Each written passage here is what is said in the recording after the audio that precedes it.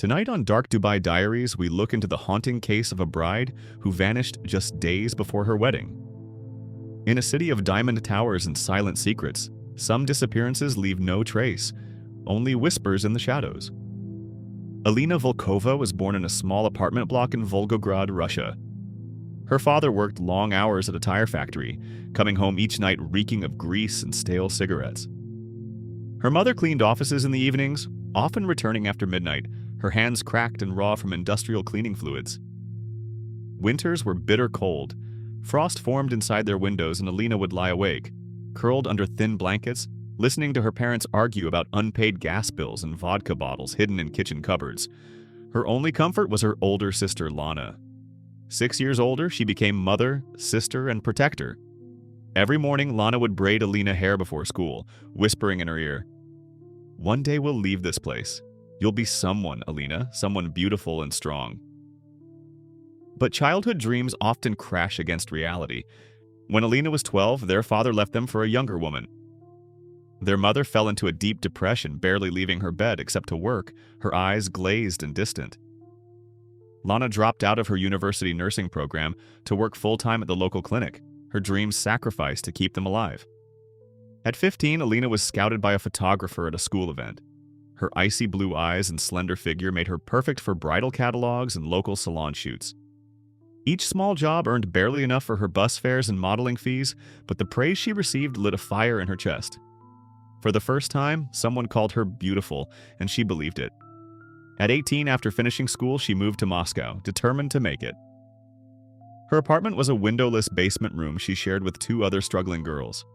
By day, she attended castings that demanded favors she refused to give. By night, she worked as a hostess in upscale restaurants, escorting businessmen to private dining rooms, serving them endless vodka bottles while they whispered crude offers under their breath. Most nights, she cried into her pillow, scrolling through Instagram photos of Russian models in Dubai, their lives glowing in filters, sipping coffee with Burj Khalifa views, posing on yachts off JBR. She told Lana, "One day, I will go there. I will have my own studio, drive a G-Wagon, and you will never work another day." At 22, her dream materialized when she received a modeling contract with a Dubai events agency. She arrived with 2 suitcases, a folder of glossy portfolio shots, and eyes shining with hope. Her first apartment was a shared Burj Dubai room with 3 other Russian girls. The walls were cracked and damp, AC broken half the year, but to Alina, it felt like the palace she always dreamed of. She modeled at expos, club events, yacht parties, and brand activations. Long 12-hour shifts in high heels, smiling until her cheeks ached. Each month, she sent half her earnings to Lana in Volgograd to pay for their mother's medicines and groceries. But Dubai's glamour hid shadows behind every diamond chandelier. She saw girls around her slip away from modeling into private arrangements, with men twice their age becoming kept women in Marina apartments, paid to stay silent and beautiful.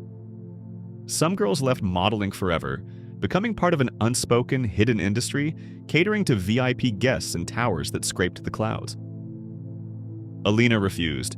She worked 16-hour days, juggling shoots, hostess gigs, and brand ambassador events.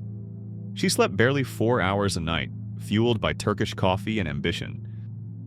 After moving into his Dubai Marina penthouse, Jad slowly cut her off from her world. At first, it was subtle. "Why work when you have me? Your friends are a bad influence. Why post so much on Instagram? Your beauty is for me only." She deactivated her modeling portfolio. Her days became a routine of preparing his meals, gym workouts, and waiting for him to come home. At night, he barely spoke, often watching finance news or reviewing marble import contracts for hours. Sometimes he would rage at small things, a forgotten cup, a misfolded shirt. His silence felt heavier than his words. When he smiled again, she clung to it like a child, desperate for love. 2 days before their wedding, Alina called Lana at 2 a.m. Her voice was trembling, hushed, broken. "He's not who I thought he was," she whispered in Russian. "I'm scared." Lana asked what happened, but Alina wouldn't say. That was their last call. That night, neighbors reported muffled arguments. The security guard later told a private investigator, "She ran past me barefoot, crying. He came after her, held her shoulders, whispered something to her, and she went back upstairs. It was the last time anyone saw Alina alive. Jad told police they had argued and she left him, packing bags and calling an Uber. He claimed she blocked him on all platforms, but her phone never turned on again. Her passport remained in his penthouse drawer. CCTV showed no footage of her leaving the lobby or parking. Dubai police questioned Jad, but with no body, no signs of struggle, and his legal team's influence, he was released within hours.